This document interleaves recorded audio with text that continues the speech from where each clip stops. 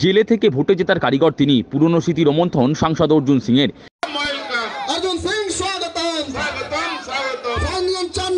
বিকি যাদব খুনে পাপ্পু সিং গ্রেপ্তার হওয়ার পর থেকেই সাংসদকে লাগাতার আক্রমণ করে চলেছেন জগদ্দলের বিধায়ক। দল পদক্ষেপ না নেওয়ায় সাংসদকেও তাকে পাল্টা নিশানা করেছেন। পুরনো স্মৃতি রোমন্থন করে রবিবার বিকেলে জগদ্দলের এআই চাপদানি জুট মিলের ফাইন ইয়ান ইউনিট গেটের সভায় হাজির হয়ে সাংসদ অর্জুন সিং বলেন, বাম জামানায় জেলে থেকে তিনি ভোটে জিতে কাউন্সিলর হয়েছিলেন, আবার কাউন্সিলর থেকে তিনি সাংসদ হয়েছেন। এখানকার জনতার আশীর্বাদেই তিনি সাংসদ হয়েছেন। সাংসদের আক্ষেপ, 2 বছর তিনি দলে ছিলেন না। 2019 সালে তিনি ব্যারাকপুর কেন্দ্রে দাবিদার ছিলেন, কিন্তু কিছু শিখণ্ডীর কাঠিবাজির জন্য তিনি সেবার ঘাসফুলের টিকিট পাননি। সাংসদের দাবি, বিজেপির টিকিটে জয়লাভের পর নেত্রীটাকে সাড়া দিয়ে বিনা শর্তে তিনি ফের দলে ফিরে এসেছেন। পাপ্পুর গ্রেপ্তার নিয়ে এদিন সাংসদ বলেন, ওকে অন্যায়ভাবে গ্রেপ্তার করা হয়েছে। একজন বারবার পাপ্পুর নাম বলায় পুলিশ প্রভাবিত হয়ে ওকে গ্রেপ্তার করেছে, তবে আদালতে এর সঠিক বিচার মিলবেই। जन्म ही इसीलिए दिया है कि युद्ध करो और महाभारत को जीतो, और जिसको युद्ध करना है तो ये सरकारी लिबास छोड़ के युद्ध करो। सरकारी लिबास में तो गधा भी घोड़ा बन जाता है, गधा को भी लगता है कि मैं घोड़ा हूं। सरकारी लिबास में कोई भी कुछ, और सरकारी लिबास का क्या है, मेरे अगल बगल के लोगों को झूठ मूठ के केस दो, फंसाओ, जेल में डालो, इससे क्या फर्क पड़ता है यार। हम जो थे वही रहेंगे। अरे सोचिए, एक काउंसिलर से एमपी बने, यहाँ की जनता ने मुझे बनाया।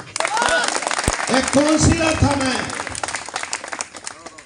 और इस बंगाल में जेल में रह के भी जीतने का अगर किसी को उपाधि मिला तो मुझे ही मिला। उस समय वामफ्रंट के खिलाफ लड़ा था, लेकिन मैं जीता था मैं। 7,000 वोट से काउंसिलर में जीतना इस छोटी बड़ी बात नहीं होती है। यहाँ की जनता का मुझे प्यार करती है।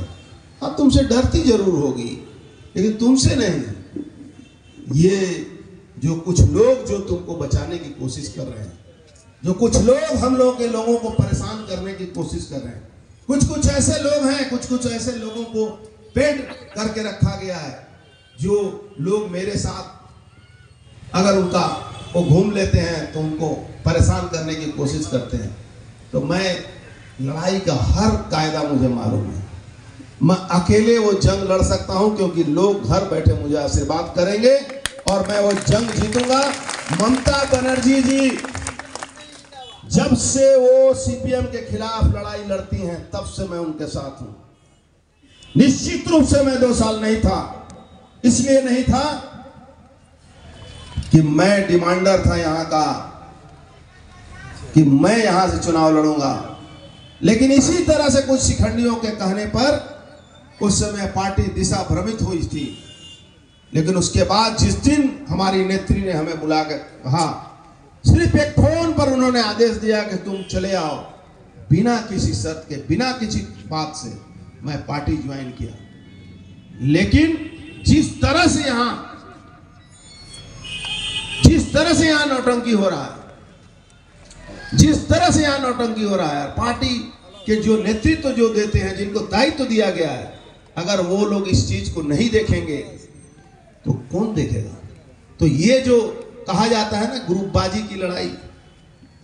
की लड़ाई में पार्टी चुप हो जाए थोड़ा देर के लिए, तब भी हम लोग समझ लें। लेकिन मैं इसी तरह के किसी भी तरह के कोई भी ऐसा काम मैं अपने कार्यकर्ताओं को नहीं कहने करूंगा। लेकिन इतना जरूर है कि गलत ढंग से पप्पू को फंसाया गया है, और किसी एक आदमी के बार बार कहने से फंसाया गया है। कोर्ट में नहीं टिक पाओगे, क्योंकि जस्टिस आज भी